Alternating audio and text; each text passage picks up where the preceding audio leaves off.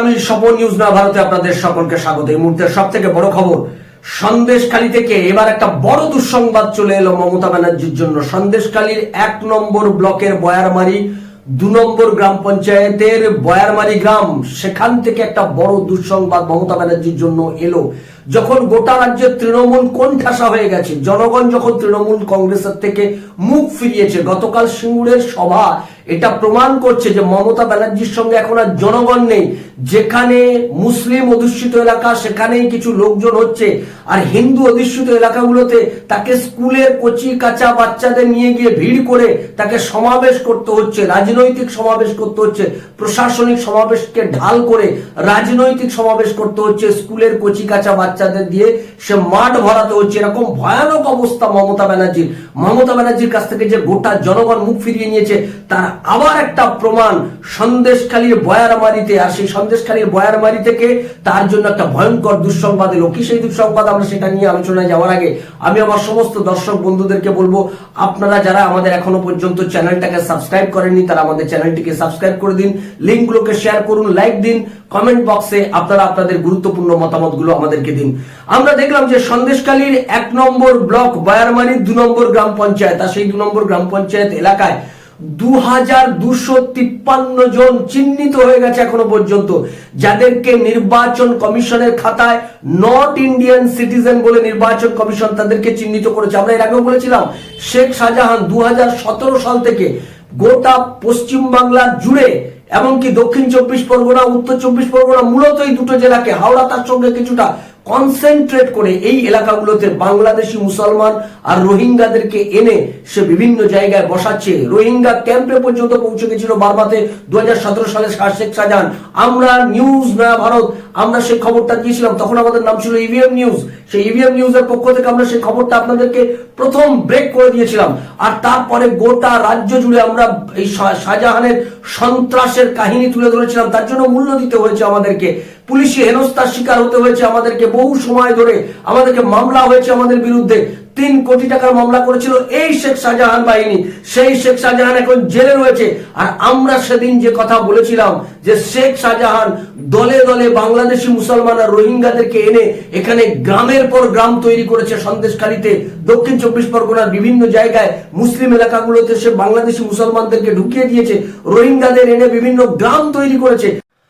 আমাদের কথা যে সত্য ছিল সেটা দেখুন আজকে সন্দেশখালী 1 নম্বর ব্লকের বয়ারমারি 2 নম্বর গ্রাম পঞ্চায়েতের সেই বয়ারমারি গ্রামের সেই এলাকার মানুষজন কি বলছেন, আসুন শুনে নিই।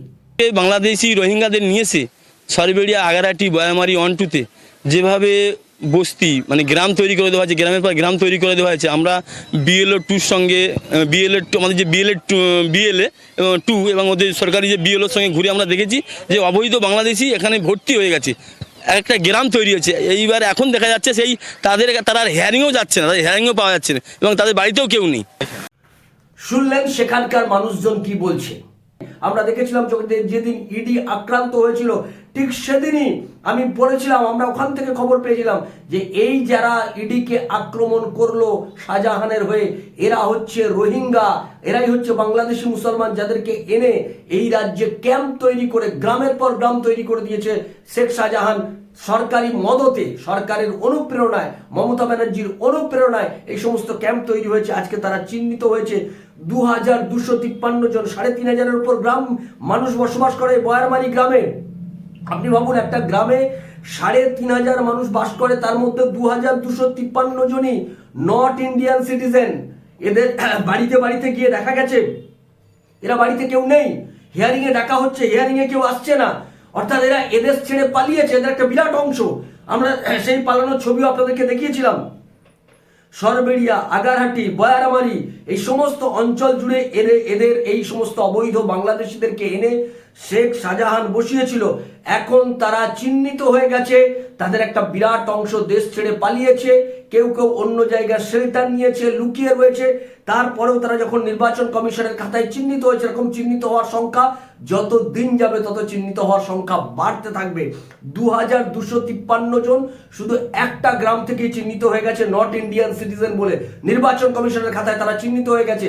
এরপরে রয়েছে সরবেড়িয়া, আগারহাটি সমস্ত অঞ্চলগুলোতে যে বিস্তীর্ণ এলাকায় যে বাংলাদেশি মুসলমানরা রয়েছে তারাও আগামী দিনে চিহ্নিত হবে। পশ্চিম বাংলা থেকে এই যে ভোটার তালিকা, সেই স্বচ্ছ ভোটার তালিকা যতক্ষণ না করা যাবে ততক্ষণ পর্যন্ত নির্বাচনে তৃণমূল কংগ্রেস এই ভোটার তালিকাকে ব্যবহার করেই তারা নির্বাচনে জয়যুক্ত হতেই থাকে।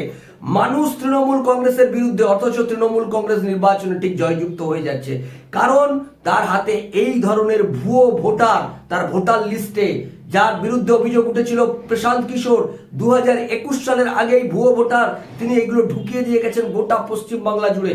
সেই ভুয়ো ভোটারকে পরিষ্কার করে যদি পশ্চিমবাংলার ভোটার তালিকা স্বচ্ছ না করা যায় তাহলে তৃণমূল কংগ্রেসকে কিন্তু পরাস্ত করা যাবে না, এটা নির্বাচন কমিশন বুঝেছে।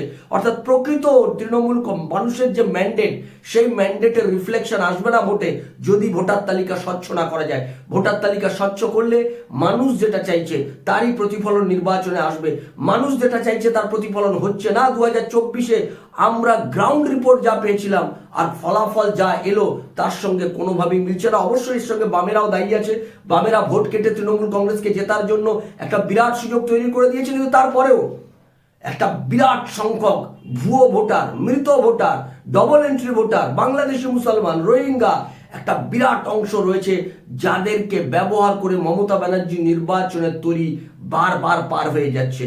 এবারের এসআইআর এর প্রক্রিয়া যদি সঠিকভাবে নির্বাচন কমিশন সম্পন্ন করে স্বচ্ছ ভোটার তালিকা তৈরি করতে পারে তাহলে এটা নিশ্চিত 2026-এর বিধানসভা নির্বাচনে বাংলার মানুষের যেটা মনের কথা, বাংলার মানুষ যেটা চাইছেন, বাংলার মানুষের যেটা আকাঙ্ক্ষা, তারই প্রতিফলন ঘটবে নির্বাচনের ফলাফলে।